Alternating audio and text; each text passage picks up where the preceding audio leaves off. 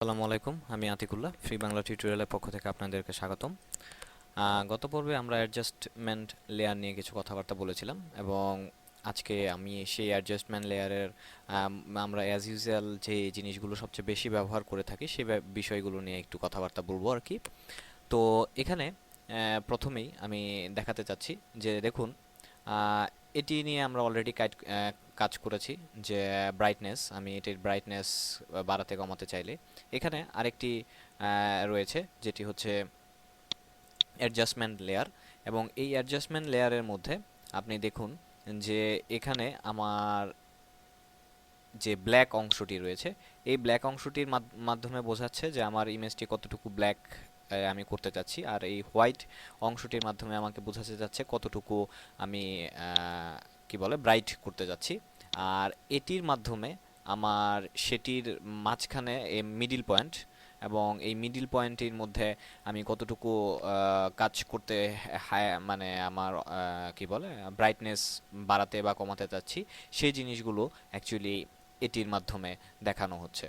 এবং এভাবে আমি এইখান থেকে আমার এই গ্রাফ থেকে আমি বুঝতে পারি যে আমার ইমেজটির মানে কোন পার্টটুকুর মধ্যে বেশি ব্রাইট, কোন পার্টটুকুর মধ্যে কম ব্রাইট, সেটির মাধ্যমে আমি আমার ইমেজের ব্রাইটনেসটি আমার প্রয়োজন মতো আমি চেঞ্জ করতে পারি। আবার একইভাবে যদি মনে করেন যে আমার এখানে আরেকটি অপশন রয়েছে যেটি হচ্ছে কার্ভ অ্যাডজাস্টমেন্ট লেয়ার।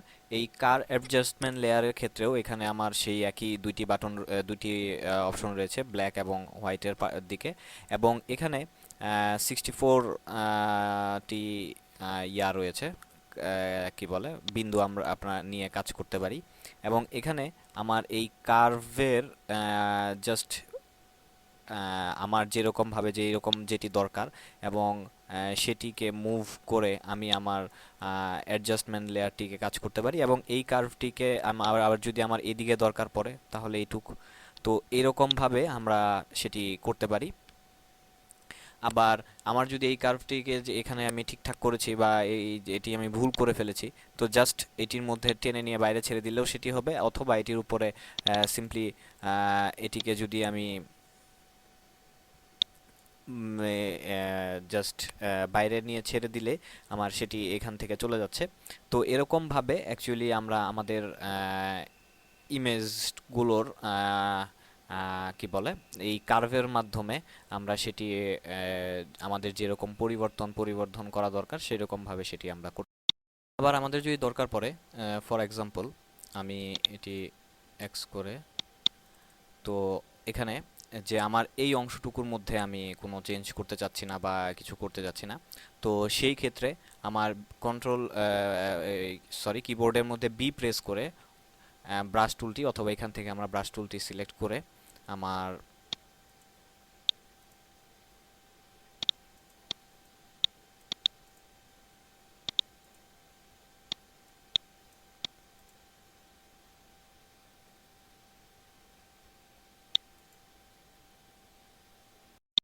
তো সেটির জন্য আমি এই লেয়ারটিকে সিলেক্ট করলাম এবং আমার ব্রাশ টুলটি অ্যাক্টিভ করলাম। এবং সেই ব্রাশ টুলের মাধ্যমে আমি এখান থেকে এই জিনিসগুলো ঠিক করে, এবার আমি যদি আমার গ্রাফ টুলের মাধ্যমে এখানে আমার যে এই জিনিসটুকু যা করা দরকার সেগুলো আমি করতে পারি। এবং এখানে আমার সেই ব্রাশ টুলটির মাধ্যমে আমরা চাইলে এখানে যেটি বড় বড় প্রবলেম করতেছে, তো আমি এটিকে অফ করে দিলাম। এবং এবার আমার এই ব্রাশ টুলটির মাধ্যমে আমি এখানে আমার যেই অংশটুকু আমি কাজ করতে চাই না, মানে পরিবর্তন করতে চাই না, সেটিকে বাদ দিয়ে আমি আমার যেই অংশটুকু মানে কি বলে কি বলে হাইড ব্রাইটনেস বাড়ানো বা কমানো দরকার, সেটি আমরা এখান থেকে করতে পারি। এভাবে যদি আমি করতে না চাই তাহলে এখানে দেখুন একটি অপশন রয়েছে অটো।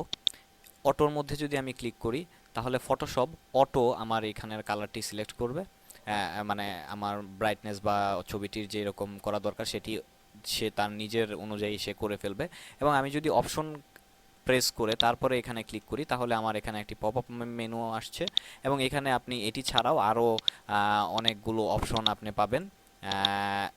এটি সিলেক্ট করে আপনি যদি দেখেন যে আপনার ইমেজটি কীরকম হচ্ছে, সেটি ছাড়া এবং এইভাবে।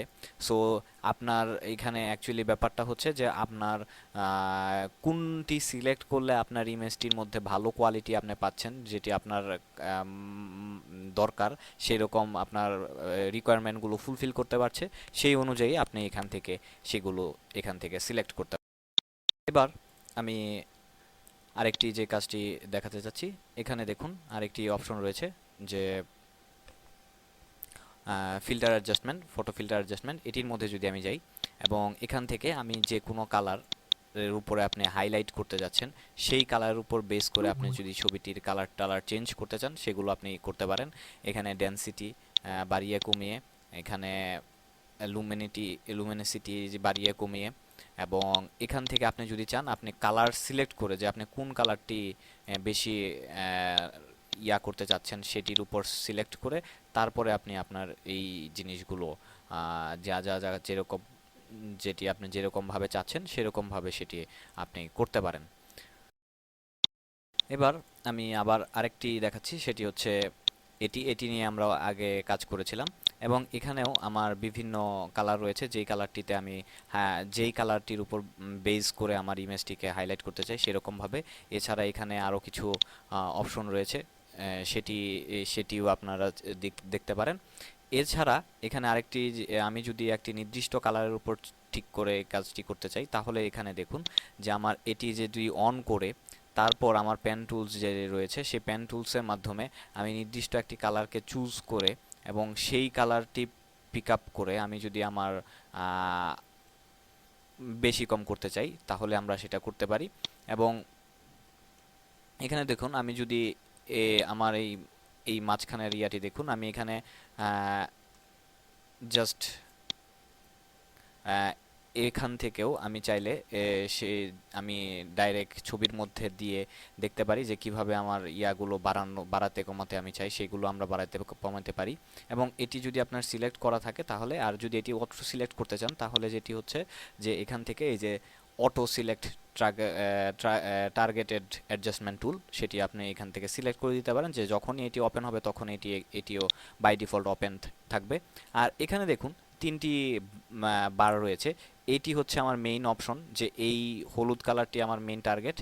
আর বাকি যে এইটুক আর এবং এইটুকু হচ্ছে আমার ফ্ল্যাটেন এরিয়া, মানে এই ফেডেড এরিয়া, এইটুক মানে আমার ওই হলুদের পর ওই অংশটুকু আমার ওই রঙের একটা আঁচ থেকে যাবে। এবং আমরা চাইলে এটিকে ড্র্যাগ করে বাড়াতে কমাতে পারি, এটিও আমরা ড্র্যাগ অ্যান্ড ড্রপ করে বাড়াতে কমাতে পারি। সেটি সম্পূর্ণই আপনার ব্যক্তিগত ব্যাপার, আপনার রিকোয়ারমেন্টসের উপরে সব কিছুই নির্ভর করছে। তো এবার আমি আরেকটি যেটি দেখাতে চাচ্ছি সেটি হচ্ছে ব্ল্যাক অ্যান্ড হোয়াইট। যে আমার কোনো ইমেজকে যদি ব্ল্যাক অ্যান্ড হোয়াইট করার দরকার পড়ে তাহলে ফটোশপের বাই ডিফল্ট এখানে অনেকগুলো অপশন রয়েছে, সেরকমভাবে আমরা ব্ল্যাক অ্যান্ড হোয়াইট করতে পারি। এবং আমার কোনটির সাথে কোন ব্ল্যাক অ্যান্ড হোয়াইটটি আমার জন্য পারফেক্ট সেই অনুযায়ী আপনি এটি করবেন। এবং এখানে আরেকটি যে ব্যাপার, যে এখানে যদি আপনি ডবল ক্লিক করেন তাহলে এটি আমার রিসেট হয়ে যাচ্ছে, যে দেখুন সবগুলো রিসেট হয়ে যাচ্ছে। এইটি অ্যাকচুয়ালি এরকমভাবে আমরা রিসেট করতে পারি এবং এটি কিন্তু আমার প্রত্যেকটি টুলসের ক্ষেত্রেই প্রযোজ্য। তো আমি জাস্ট প্রত্যেকটি টুলসে না দেখিয়ে একটি টুলসের জন্য দেখাচ্ছি। এখানেও অটো অপশনটি রয়েছে যে ফটোশপ নিজে করে দেওয়ার জন্য। তো এখানে আদার্স যে ব্যাপার স্যাপারগুলো, আর এটি হচ্ছে যে আপনার adjustment effect all layer below, মানে এটির মধ্যে ক্লিক করলে আমার নিচে যতগুলো লেয়ার আছে সবগুলোর মধ্যে এটি অ্যাডজাস্ট করে নেবে। এটি হচ্ছে যে আমার কি বলবো এটাকে, মানে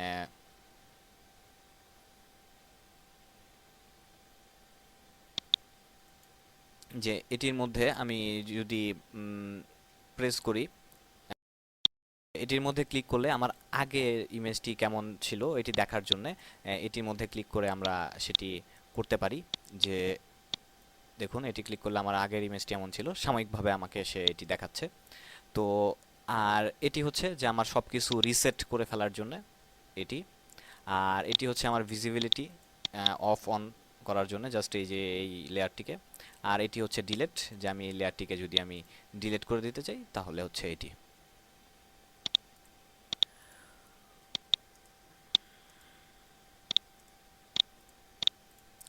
তো এবার লাস্ট আমি যেটি দেখাতে যাচ্ছি যে এই ছবিটি আমরা একদম শুরুর দিকে তৈরি করেছিলাম, এবং ধরুন আমি এই ছবিটির মধ্যে আমি যদি এই ছবিটি ভিজিবিলিটি চেঞ্জ করতে চাই, তো স্বভাবতই ধরুন আমি এটিকে চেঞ্জ করলাম।